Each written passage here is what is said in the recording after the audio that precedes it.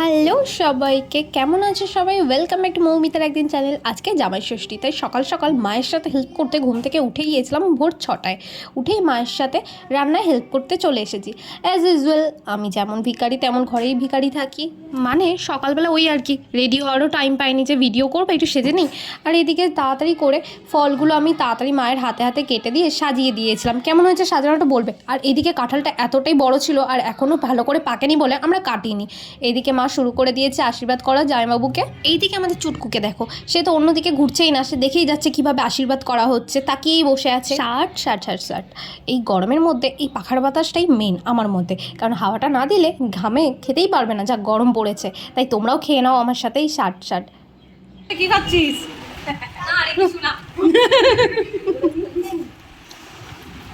কিরে কি খাচ্ছিস? তোর হয়েছে নাকি ষষ্ঠী?